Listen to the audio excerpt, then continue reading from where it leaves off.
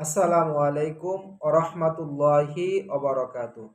দেশে এবং প্রবাসে, দূরে এবং কাছে, যে যেখান থেকে দেখছেন সবাইকে জানাই আন্তরিক শুভেচ্ছা ও মোবারকবাদ। আশা করি সবাই সুস্থ আছেন, ভালো আছেন।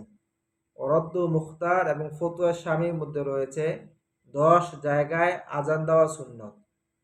আসুন আমরা এই বিষয়গুলো নিজেরা জানি এবং আমাদের অপর মুসলমান ভাই ও বোনদেরকে জানিয়ে সবাই আজানের ফজিলত এবং এর গুরুত্ব বুঝে আমাদের বাস্তব জীবনকে সুন্দর করার তৌফিক দান করুক, আমিন।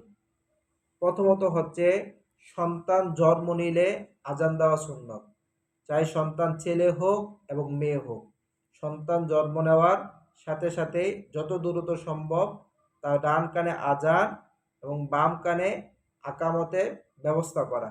দ্বিতীয় হচ্ছে কোনো মহামারী দেখা দিলে, কোনো এলাকায় বা কোনো দেশে যদি মহামারী দেখা দেয়, ভয়ঙ্কর কোনো রোগ দেখা দেয়, এমন অবস্থায় আজানের মাধ্যমে ওই মহামারী থেকে মুক্তির ব্যবস্থা রয়েছে।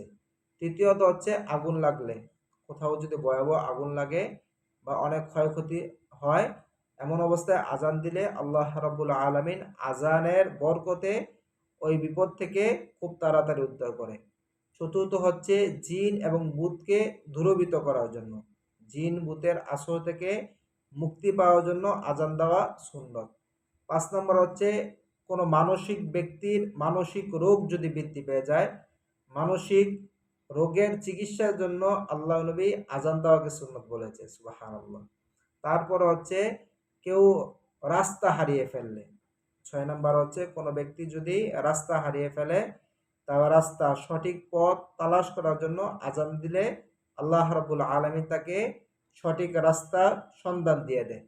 সপ্তম হচ্ছে কোনো হিংস্র জানোয়ারের আক্রমণ রোধ করার জন্য, কোনো হিংস্র জানোয়ার পশু যদি তাকে আক্রমণ করে, এমন অবস্থায় যদি আজান দেওয়া হয়, তাহলে আল্লাহ রাব্বুল আলামিন ওই ব্যক্তিকে এবং ওই এলাকাকে হিংস্র পশু এবং জানোয়ারের আক্রমণ থেকে হেফাজত দান করবে। অষ্টম নম্বর হচ্ছে কোনো ব্যক্তি অতিরিক্ত রাগান্বিত হয়ে গেলে, ব্যক্তির রাগকে দমন করার জন্য আজান দেওয়া সুন্নত।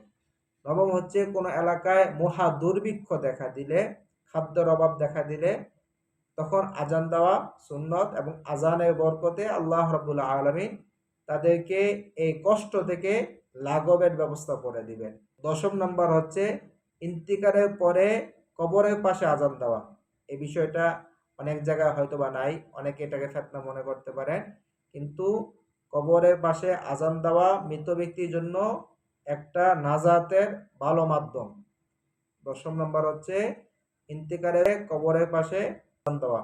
বিষয়গুলো রদ্দুল মুখতার এবং ফতোয়া স্বামীর মধ্যে উল্লেখ করা হয়েছে যে 10 জায়গায় আজান দেওয়া সুন্নত। আল্লাহ রাব্বুল আলামিন আমাদের সবাইকে এই বিষয়গুলো বুঝে বাস্তব জীবনে আমল করে আমাদের জীবনকে সকল প্রকার বালা মুসিবত থেকে হেফাজত দান করুক, আমিন।